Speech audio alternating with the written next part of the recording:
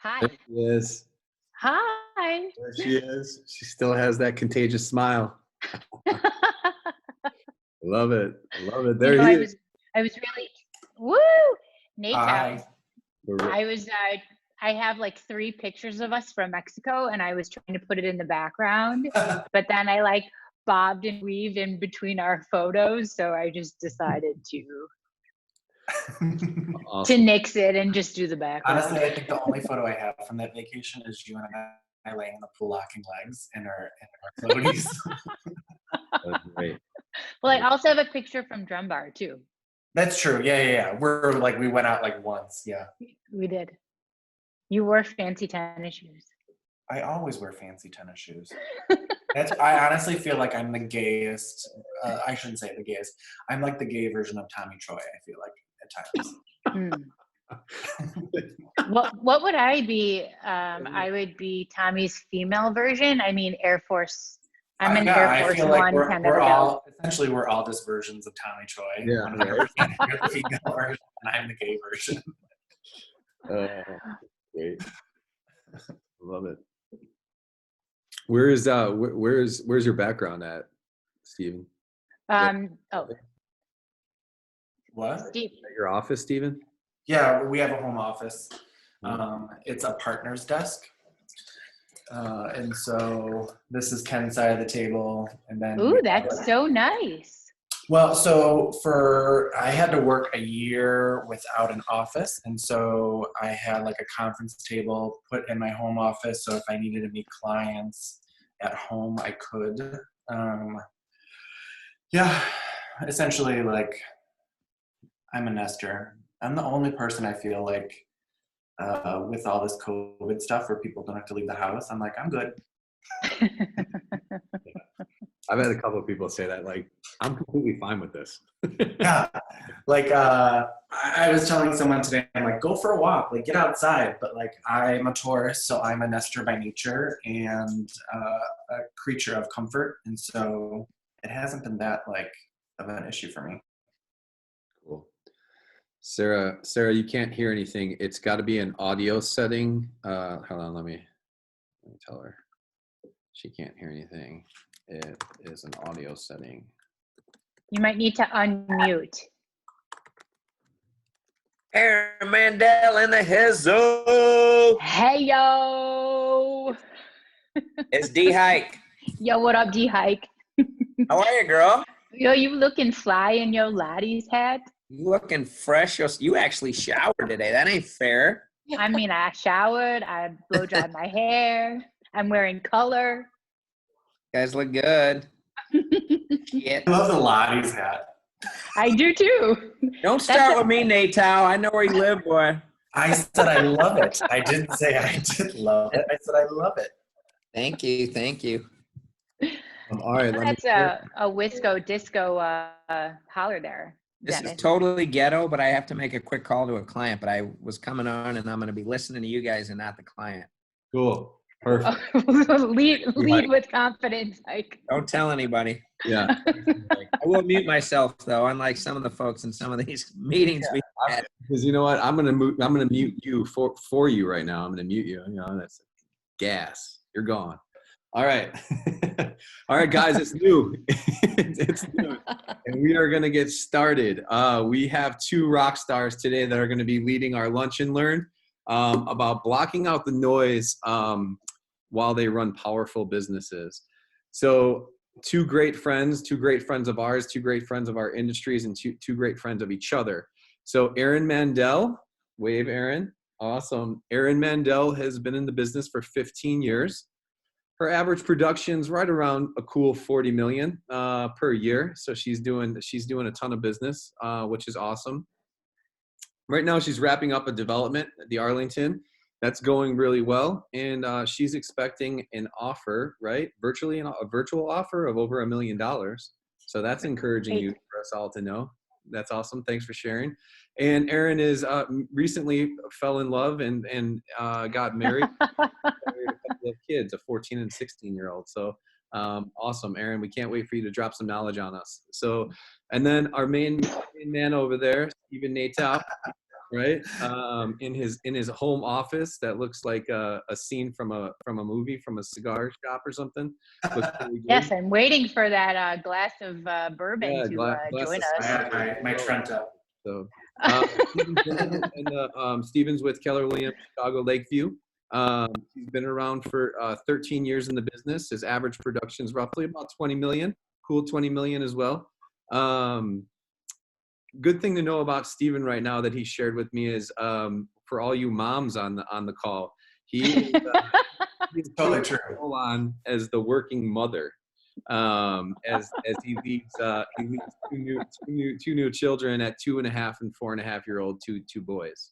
I mean, literally, Lance Kirshner had a birthday party at a bar, and he's like, "Don't worry, like I'll sit you next down to some gays." And I was like, honestly, I have way more in common with working mothers right now than gay men. Okay. All right, there you go. So all you working mothers out there, reach out to Stephen. Let him Seriously. All right, so you guys are great friends, right? You guys have vacation together. You've been in business together, and you collaborate together all the time. So therefore, we have asked you guys both to kind of lead us through this conversation, right? You guys both shared with me that I know you guys both personally, right? And you're both not only reputable people, but integrous people that really wear their heart on their sleeves, right? You take on a lot of stress of your clients. You feel the vulnerability of your client, and you're emotionally connected to the deal. Is that an accurate statement? That I would say is 100% accurate.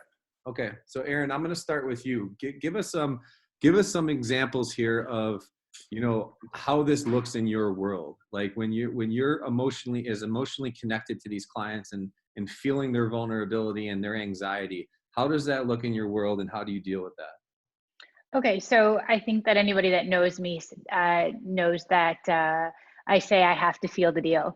So I have to walk into the property and literally feel the deal. I can feel the energy of my clients. I can feel the energy of everybody in the transaction, and I can tell whether this is a good move or a bad move. And I also can feel the anxiety surrounding the steps in a transaction. If it's a first-time home buyer, it's a lot of money, a lot of unknowns, and it's you know, recognizing the things that might trigger some point of frustration or fear, and moving them swiftly through that with a good amount of information and ease, and just remaining calm. Right. So how, Erin, I'm going to stick with you. How are you remaining calm during this uncharted territory time? So I've had a lot of life change in the last year, all really good, fun, wonderful things. And one thing that I've learned is you can't control everything. And this is one particular thing that we're all going through together that we can't control. I think in past dislocations of the marketplace, the last one being in the 2008 time period, we recognized that the banks were failing, and there would only be a certain amount of time in which we would be able to recoup and then regain. And at this point, we don't necessarily know when we're going to go back to a new normal and what that even new normal looks like. So I look for things that I can control and things I can help guide people in.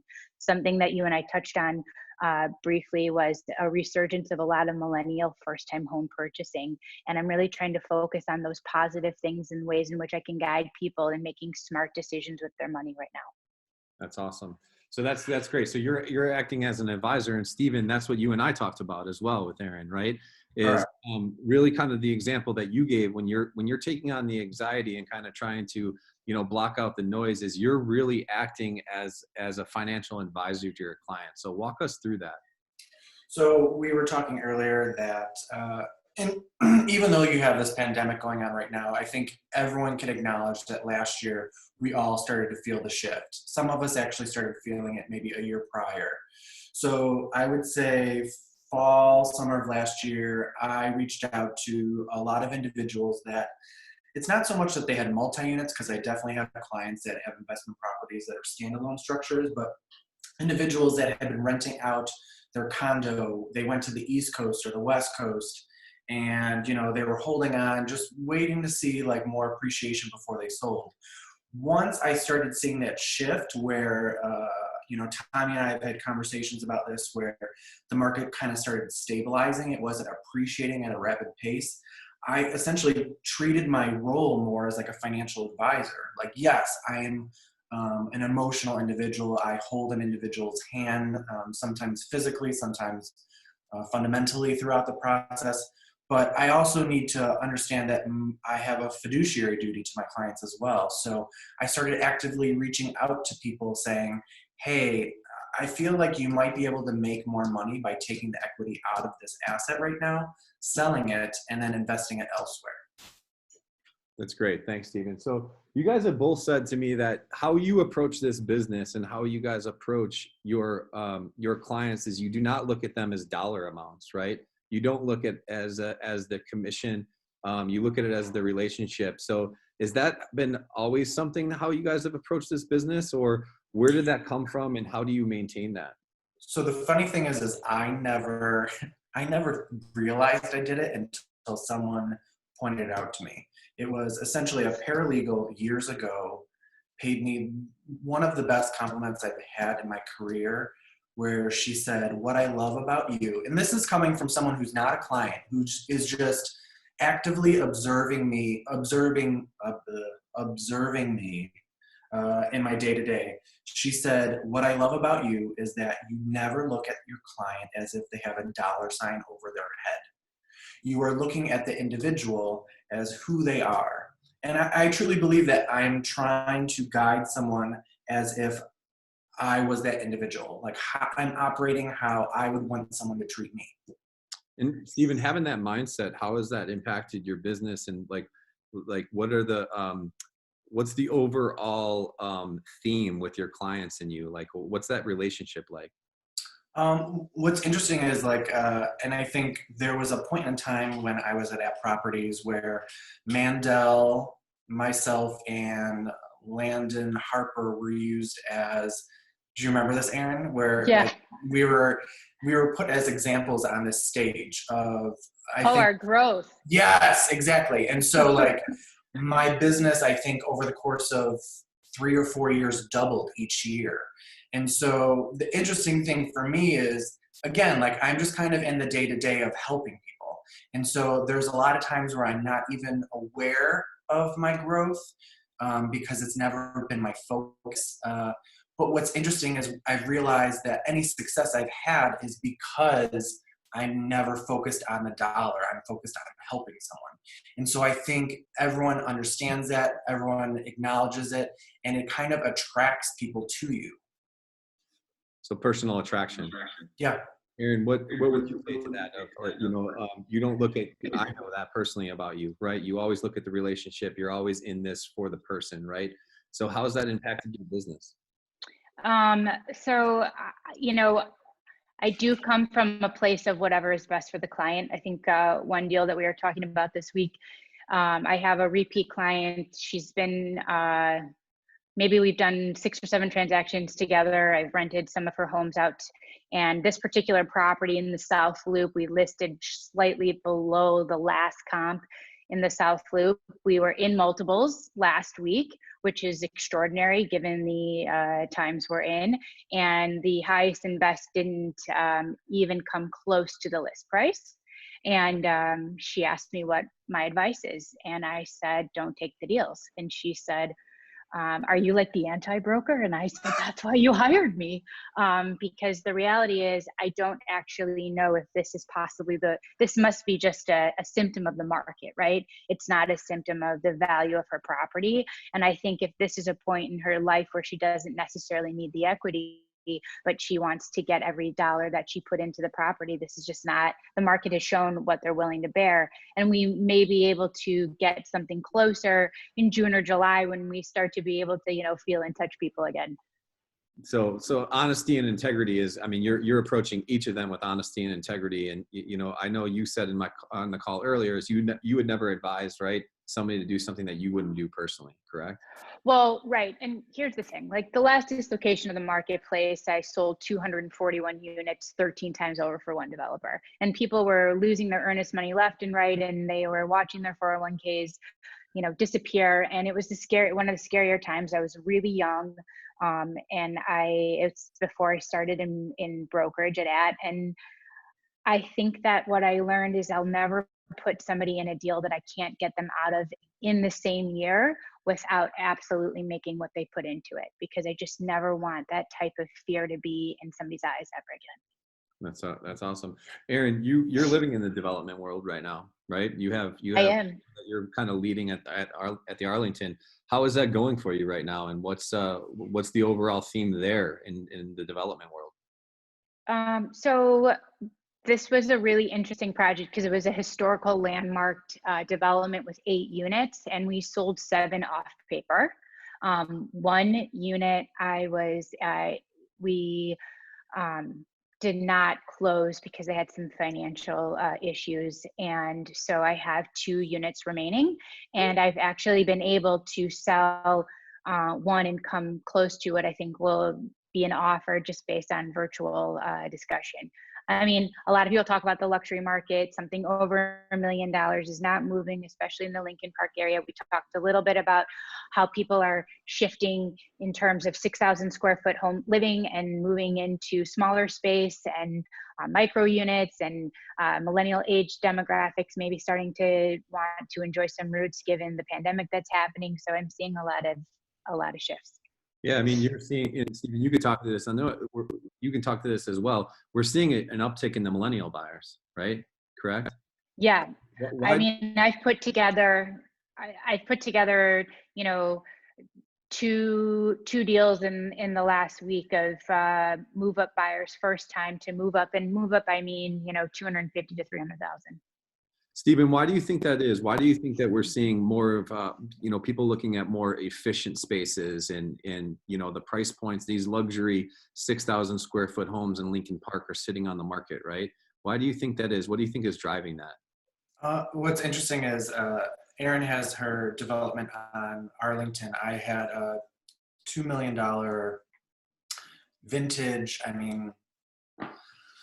sandstone exterior home last fall that I pretty much told the sellers when I met with them in the summer that nothing's really moving in your market. What I think we can do is list it and get feedback and understand the feedback, and then kind of pull it off around November and use that information for the following year. But when I sat down with them, I told them nothing's moving, don't expect to sell. They bought that home. They're international clients, so they live in Ireland, and they have homes throughout the world. For them, it was just their children had gone from, I think they went to Latin, and they were now in college, and so they wanted to locate to Ireland because I think the kids were in Europe now for school. But what's interesting is and kind of what Erin said, there was just I had a couple properties. I had that $3 million home across the street from Wicker Park last year that kind of sat. Oh, that was a good one. I brought Alex. Yes, you brought your son. Yes. We had a little rosé. And so I feel like there's all those high-end properties that, unless it was a slam dunk, where for me it was the vintage aspect. So a lot of people don't want vintage homes, so that was kind of the hang up for that property. The home across from Wicker Park, it's going to be the most expensive home that sells in Wicker Park when it sells. But again, I think Erin and I and Joe, we talked about this earlier, there is this just hesitation, I think, on that luxury market when there is a shift, because I think people are sitting there thinking, well, are we going to have a repeat of 2009? And so people are just a little bit more cautious. Yeah, I mean, we talked a little bit about this, right? I was just seeing, the world's becoming so efficient, right?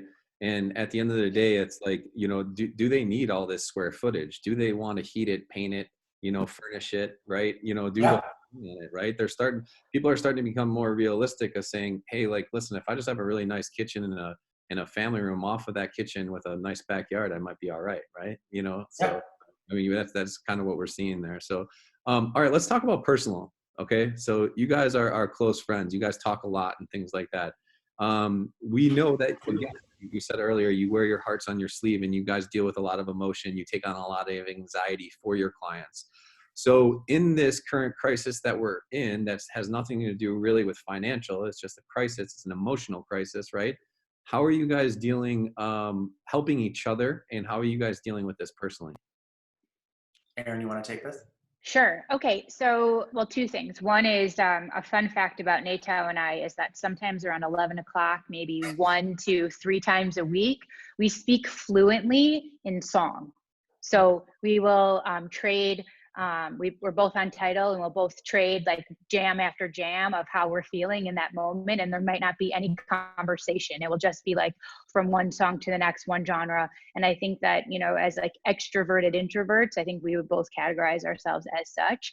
We need some time to like mellow out as we've taken on everybody's stuff during the day. But you know, as it pertains to our business, a personal story that that has happened in the last 2 weeks. I have some cousins who are in their 20s, and they were set to get married in Boca Raton, and Corona started, you know, kicking up into high gear, and that particular area became a hot zone, and then Cook County in the hot zone, and they had planned this beautiful wedding, and people started to drop out, and they ultimately decided to cancel. And in that time period, we were also searching for a home, because who doesn't like to do everything at once? I mean, I lead by example. We were able to secure a property for them, and I think that all of the stress and anxiety that took away from that major point in their life where they were going to share their vows, we were able to like block out the noise of that sadness and focus in on something that was tangible and real, and something beautiful whereby they could feel and touch something new, where they'd be able to build their life together. And so I was able to calm their stress and calm their anxiety surrounding, you know, the sadness around, you know, their wedding being different than what they envisioned, into something really happy, which was securing a brand new home for them at a price they probably wouldn't have been able to obtain last year. And now they have something really exciting to look forward to. That's awesome. Stephen, you have anything to add there? Can you remind me what the question was again? So personally, how are you guys dealing with this? Like, how are you dealing with what's going on, and you know, in not only in your business but personally? So I'm actually really fortunate, and I think Erin kind of touched on this, where we are introverted extroverts, or I'm sorry, extroverted introverts. So personally for me, like this pandemic, like I'm a Taurus, I'm a nester by nature. And so it hasn't really affected me that much. You're talking to someone who has had his Christmas tree delivered to his house. Mm-hmm. So I feel like in a weird way, this has kind of put me, I'm in a really good position to kind of hold someone's hand, because I'm not dealing with any anxiety for myself. I'm married to a husband that has a really good career. So I'm fortunate enough that we have that stability financially. And so essentially all I'm doing is just reaching out to people and making them feel seen and heard, and listening. It's a lot of listening is really what it comes down to, and seeing if there's any way that I can help. From like a career standpoint, I've had a couple conversations. I think Tommy may have touched on this last week, and someone else might have touched on this, where I'm telling individuals, you know, I'm giving you some advice this week, but I might contradict myself in 2 weeks. And that's okay. With that uncertainty, you have to understand that I'm always going to give you the advice that I feel like is in your best interest to hear. I may not be popular by saying this, and I'm not saying anything to quote unquote be liked, but I do feel that, let's put it this way, like my husband's mentor when he was in residency was an oncologist, OBGYN. And she would walk into the room, and I kind of model my career a little bit after her, where I'm blunt, I'm honest, but you know I care about you. She would walk into a hospital room, sit on someone's bed, hold their hand and be like, I got some good news and some bad news. The bad news is you have fucking cancer. Good news, I'm here to help you throughout this entire process. Right. And I will be here as your constant throughout this entire process. You will never feel alone in this process because I have you. Right. And so it's taking that kind of approach from like a physician standpoint and just applying it to your career in real estate. So you touched on a couple things there, Stephen. One, you're putting your oxygen mask on first. Correct. Keep yourself sane. And then I mean, it's kind of like built into my DNA, but yes. and then two, your bedside manners, right? We talked a little bit about that. So you're Yeah. implementing your bedside manners into your business, honesty and integrity, but bluntness. Is that Yeah. okay? Yeah. Because I do feel like when you get to the truth and the honesty, like that's where there's growth. I feel like anytime I've held back, anytime I have been afraid of what I will say might hurt or offend someone, or like I'm too cautious about the other person's feelings. I feel like at that point, as long as you can put forth in some type of effort that you are seeing the other individual, that you care about the other individual, you can be honest and blunt and direct and kind of move through a situation much quicker and more effectively than if you're kind of holding back a little bit. Got it. All right. So how are you guys, both are highly sensitive, your words, not mine, highly, right? How are you guys pivoting your business, and what is the future look like for you guys? Future meaning, what's the next month look like for you guys, and what do you guys think this market does? Erin, why don't you start? So for the next month, I think, I have a great team with me. We talk weekly. We have a weekly pipeline meeting. We discuss all of our transactions. We discuss all of our potential buyers, all of our listings, our upcoming, and all the things we can do to get creative to, sell our current inventory and then make sure that our coming listings are, being heard. I mean, and being shown. I have listings that were stagnant that I pulled the furniture out of, and now I'm virtually staging after painting, and we're trying to decide, I think that right now is a good time to probably list as new because people are at home and they're looking at those properties. And then we're just trying to navigate these waters as to how we're going to show the property. Are we going to hold it vacant and have one person come in at a time? Are we going to set appointments and every 15 minutes we send in another person? I mean, it's interesting on a buy deal right now, the listing agent opens the home, he goes back into the car, and then he lets us do our thing. And that's pretty much what we're doing in terms of like inspections. So we'll have an inspector, my buyer, myself will all, stand apart and, go through the process, but the listing agent has eliminated himself already from that. I think the market is going to be funny, but I think, what's the fun in good and ordinary? I don't even know what that means. I mean, the reason we're all in this business is because, we're all a bunch of misfits just trying to figure things out and keep life interesting. No one deal is the same.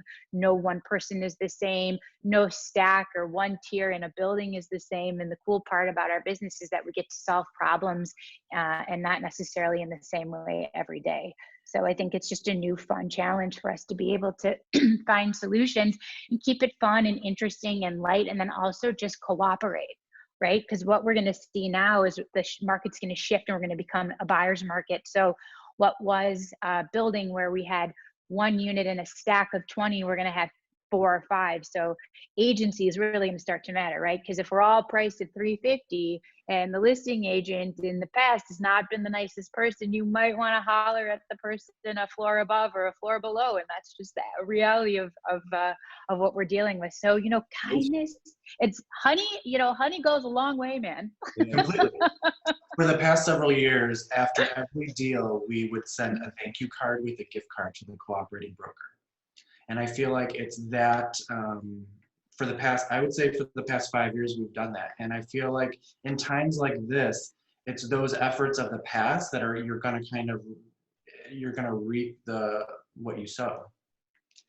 And I've also had sorry, I didn't mean to cut you off, but one interesting thing that happened last year, especially like up in that like North Center area, single family home, I was watching a lot of people from who are the listing brokers lose the listing to a Redfin agent because they just felt like what's the point of full agency when I can have an opportunity to pay less. And I was in a situation where my buyer decided to purchase that home, and I gave part of my commission to the App Properties agent, not because they're from App Properties, but just because they had put so much effort into it that I felt like at some point we're all in this together. And I just think that kindness goes a long way.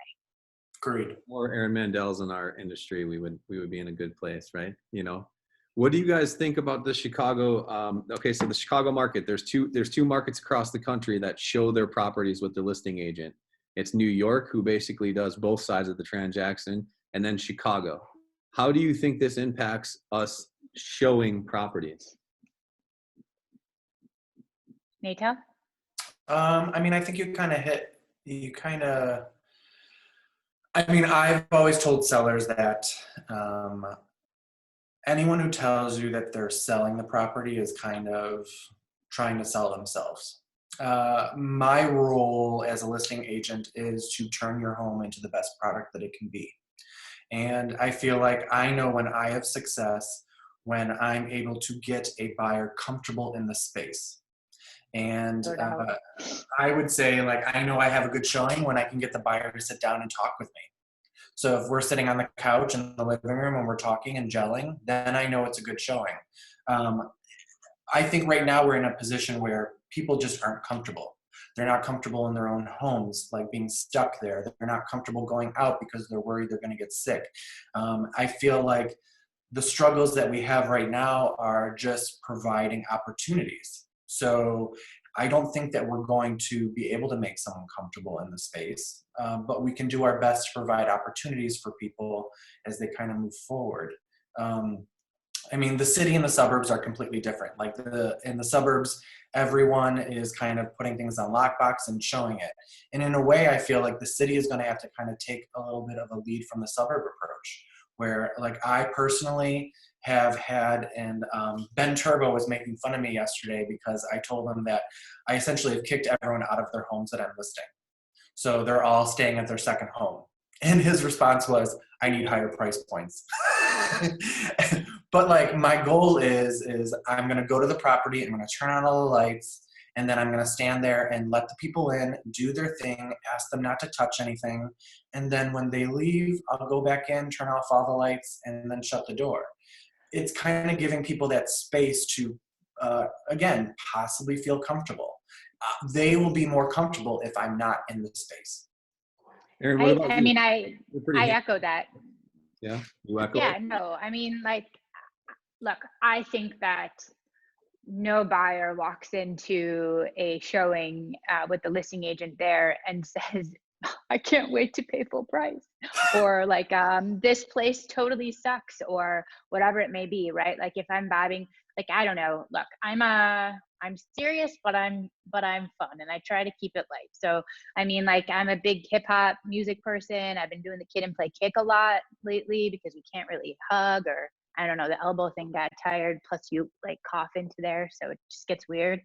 I just think you can just be comfortable with your client in the property without the listing agent present, and then the listing agent can be present outside or on the phone or FaceTime or later on in the tour, just to, you know, guide you through whatever it may be. I'm okay not to show the property. So do you think that I mean, across our industry, right? You know, we all can argue the points of it, right? You know, back and forth, but across our industry, it's a norm, right?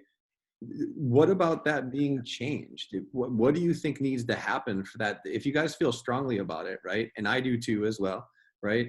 What do you think needs to change for that to change?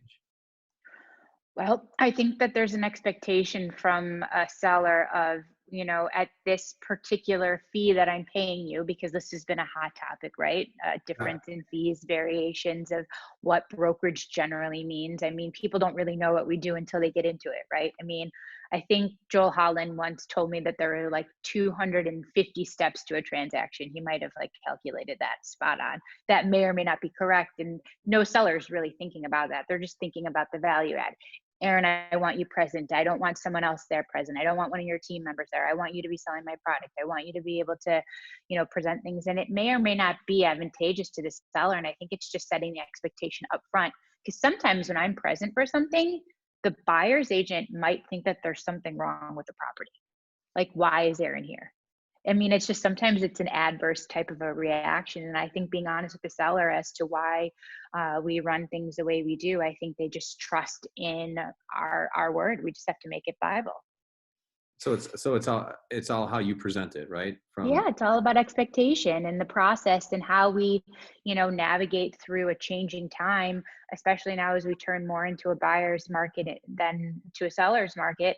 I think it's really important that the seller feels like we've got it, but that the name of the game has changed a little bit, and the buyer needs to feel free to be able to roam and maybe not touch everything, particularly right now, but be able to speak to their representation freely without someone breathing down their neck or saying, Erin, go into the kitchen. And then they like maybe try and holler at my client. I won't name any names. Stephen, how about you? How are you approaching right now of one, not being present on the showings and right? How, and then like, it sounds like you've already gravitated that way anyways, correct? Prior to Yeah, that? so like I have a background in systems administration, so I've always been probably that agent that's trying to use technology a little bit more than someone else. Like I've been doing 3D scans of properties for years. And so I feel like my business model hasn't had to pivot as much as maybe someone else's. If anything, like I had a conversation with someone yesterday who said, I was on Zillow and I saw a 3D scan on Zillow. Can you do that for our property? And I told her, I was like, I know 3 agents that do 3D scans on Zillow. And Matt Laracy is one, but that's because he's What? Who's Matt? Who's that? What? Laracy. But he pays for that like premier subscription on Zillow. And so that's how he's able to get those 3D scans on there. Otherwise, you're using that Zillow proprietary software on your phone to do the 3D scan.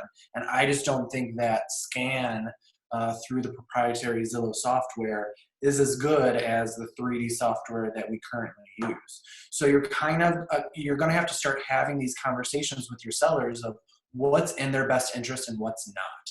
And I tell people like, are you so hung up on Zillow or are you hung up on what's best for your property? Well, we got a question in the chat room, and guys, feel free to chime in, please. I'll ask the questions as they come on. Do you guys feel that it will shift from a seller's market to a buyer's market given the current condition? Erin, why don't you take that one first? I think it's already happened.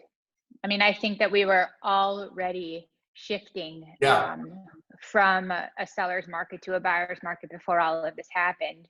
And I think, look, it was restless for a while because sellers were in a place of, not budging on their price, and then also not addressing any inspection items because they didn't have to. They would just go to the next buyer. And now we're heading into a market where I said about last year, I would say like in the fall, the 1.25 listing became a $900,000 buyer. And we just kind of shifted into that paradigm. And I think that things are just changing and those sellers are just going to have to, adjust their mindset. And I think that this time period is allowing people to just, sink into that a little bit more. And buyers are going to start buying and being able to negotiate, and they're going to have leverage, and they're going to ask for, items to be fixed. And we just, again, it's all about setting expectations. Yeah. Well, here's what we do know, right? When we look back at the analytics and the data, we know that our closings were at the height of Q4 of 2017, right? So that means most things were going under contract to Q3, right? So the demand was at its highest in 2017. So that's, as we talk about that analogy of the first cart of the roller coaster, right? The prices are going to fall after that. So yeah, absolutely. We definitely have already shifted. Do you think it shifts even more as far as, what are you guys seeing out there? Do you guys think that people are going to try to take advantage of this situation and offers are going to come in much lower? Or do you feel that are you seeing out there right now that people are going to pay what the value of the home is? So without naming names, I have an offer.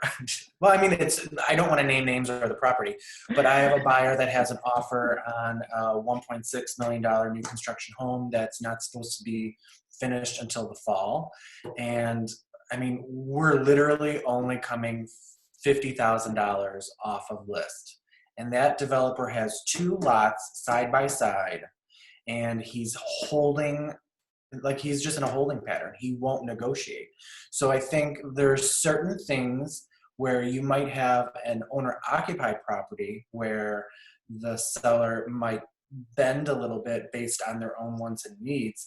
But just even last year, like I had so many sellers that were like, no, I'm good. I'm going to wait it out. And so I kind of feel like how the sellers and the buyers talk over the next 2 years, or how they transact over the next 2 years, will be interesting, because I don't think it's going to be a buyer's market if the sellers drag their feet. I don't think it's going to be a seller's market if the buyers aren't there submitting offers. It's kind of like this weird in-between phase, for me at least. I feel like right now, I do think it's not a seller's market. I think it's a little bit more of a buyer's market, but I don't see it leaning even, I don't see it being, let's put it this way, like 2010, 2011, 2012, those were strong buyer's markets. Those buyers could dictate everything. It's just not the case right now. Right. I agree. I mean, I just think now is the time that we can really pivot into an opportunity of showing our value, beyond all the paperwork and making sure we have a clear close and making sure inspections checked off and all those types of things. I think that, if you have a buyer through a listing and you're the listing agent and they come back 2 times and they haven't submitted an offer, what's the disconnect, right?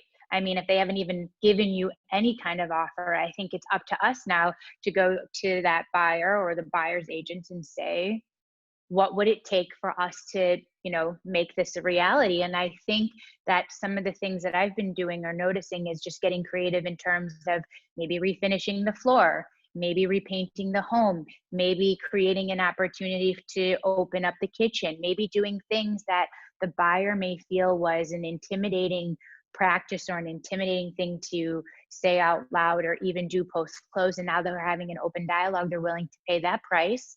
And the seller's willing to do the work because we have these relationships with GCs or handymen or people that are willing to come in and kind of take the fear out of the buyer's hands. I feel that the market's actually going to be dictated more by affordability and turnkey than anything else. Yeah. Yeah, I've been telling a lot of people that we're in a Pinterest market, and I'm not the biggest. So what's interesting is I tell people what does that mean? I say that we're in a Tinder market. So what? We're swiping? It's true. Like, you're in a Tinder market where if you're not captivating that buyer within the first 3 photos, they're going to swipe left. Like, and they're not going to go back to you. Like, they're not going to look at you again because you're just not captivating enough. We are essentially, and I don't know if it's the millennials, I don't know if it's the technology, but I just feel like there is such a low threshold within that buyer I just feel like they have, while inventory is low, their just threshold to take on projects is so, like, is there something else where I can do it better? All right, Steven, we know you don't like to lose, and especially on like a Tinder account. So how do you make sure that your properties are not being swiped to the left or swiped to the right, and that, like a Tinder account and being the one that they hit I would imagine. This is blowing my mind. So what's interesting is, like, when I have a listing, I probably spend at least 4 weeks or more prepping that listing to go on the market. 4 weeks? Yeah. Yeah. So I'm bringing, like, I was having a conversation with sellers last night where we had a grout person, we had a painter, we had everyone kind of coming through. And I tell individuals that when you're going on your first date, are you not going to brush your hair? Like, are you not going to put on your best outfit? Like, we're dating right now. We're trying to get a spouse. And if you're not putting your best foot forward, someone else is. Someone else will want it more. Erin, what about you? How are you prepping your listings? Well, now I'm about to change the game. Apparently, I've been like a LinkedIn or a Facebooker, not a swiper. I'm just kidding. We take our listings really seriously. I mean, I generally walk through every listing with one or, either Liz or Emily or both, or they go together. We, make sure that the walls are painted in a neutral tone. Emily's totally crazy about warm light versus cold light. I mean, we make sure that everything is, looking good before we present the product to the market. The interesting thing now is that I've had 3 offers this week just on virtual showings. So that's like just new territory for me.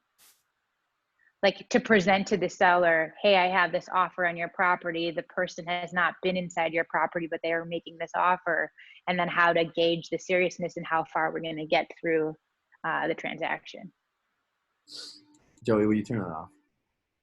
Sorry, I had to mute myself because my wife just started doing a blender, like in the Smoothies. smoothies. So, all right, guys. So we talked about in the beginning blocking out the noise, right? What advice do you have to give your virtual audience here on how you guys would suggest blocking out the noise and dealing with the anxieties of your clients? So, how are you guys? What advice can you give the people on this call today? I feel like it's taken me several years to develop a thick skin. And Erin and I are very similar in the fact that we're just, it's not emotional people. What is it? Like we're just, and it's not sensitive. There's a word for it and I can't think of what it is right now. Oh, I just got a Tinder request from Dennis. Thank you, Dennis. I think we're empaths. That's what it is. Yes, we're empathic.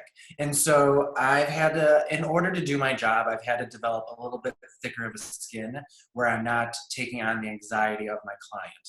I think I was telling you guys earlier that I'm thankful that I'm at a point in my career where last year I had to fire a client. We didn't even get to market. We didn't even get to list their place because the anxiety that they had was so high that I found Martin, I could see him laughing right now because he was sitting in that meeting.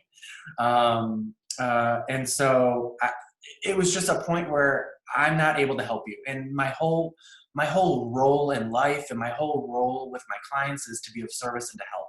And if I can't even get you out of your front door onto the market, we're just not a good fit. Erin, how about you? What was the question? What advice would you give your virtual audience today on how to block out the noise and you know, as you take What noise? Yeah, exactly, right? Yeah. What noise? Okay, so here's the thing. Like, look, I have one developer that tells me that I'm like a salmon, right? Like I swim upstream. I literally am the person who just swims upstream. Everybody's flowing one way and I'm just, I think that the reality is I think you have to be, think about the end zone, and the end zone is really doing what's best for the client. And if doing what's best for the client is getting through the transaction, then I think you just have to focus on those steps and stay positive. Interest rates are low. Buyers are buying. Sellers still want to sell. People are getting married. People are having babies. Things are happening. These are all tangible, real life experiences, and people all need homes and moving for that. And that's what we're here to do. And I think focusing on those facts and being able to, I always say I like to be a part of everybody's happy. So I think that if you are able to just focus on those positive pieces, even for dark times or dark moments, it will really serve you well. I just want to say Ryan Templeton has been throwing out some amazing facts on this chat. Yeah. That I feel like he should talk for a little bit. Yeah, I mean, guys, absolutely. So we're coming up, Ryan. Thanks for doing that. We're coming up on our 12:45. I want to be cognizant of everyone's time, but there's some great things in this chat here. I'm going to end with one question and then let you guys know about tomorrow. Meg Dady asked, what are you doing to stay in touch with your database right now? Call, text, or video, and how are you showing you care and not necessarily making it about real estate? Stephen, why don't you take that one? This week, I think it was this week. No, maybe it was last week. I've just been engaging with people with phone calls. I've done Zoom in the past, more for late night meetings just because of my children. So like I'm not going to someone's house at 7, 8 o'clock at night, but I'll do a Zoom with them from my home office. But last week, anyone that I knew that was directly impacted by COVID, there was one day I went to the grocery store to get milk. I saw some flowers. I bought 5 bunches of flowers and left them on people's porches with a card, knowing that they've had like a direct impact because of the pandemic. And so I feel like kindness has a ripple effect. You do something kind for someone, they're going to do something kind for someone else, and just kind of spreading that humanity. Awesome. Erin?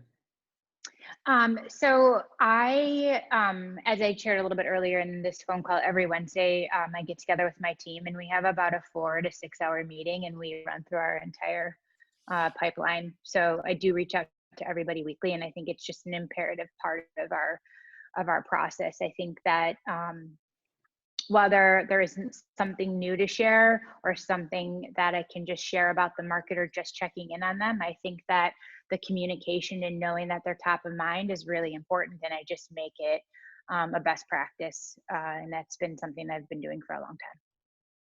Love you guys. You guys are awesome. Thanks for doing this today. Yeah, thanks for having us. Hopefully everyone got some great value. You guys, you know, we're going to keep doing this. So we're in a relationship business, and Chicago is a relationship city. I think we all agree with that. We all build our businesses off of our relationships. Tomorrow we have some special guests from Atlanta, Georgia. It's a married couple, Andy and Leslie Peters. They sell over 300 homes off of relationships a year. And they're very like-minded, very cool people that we all going to be able to relate to. And they're going to walk us through their strategies of how they have sold 24 homes in the month of March and 17 since the COVID virus has hit. So That's definitely so great. this one. You guys give thumbs up, give love. There's a YouTube channel if everyone wants it of all the past recordings. We're recording all of them. So if you want to go back and watch any of them, let me know. I'll share the YouTube channel with you. Other than that, we are good to go. Love you guys. Stay safe, stay home, stay healthy. Erin, Steven, thank you very much. Appreciate it. Hi, guys. Bye-bye.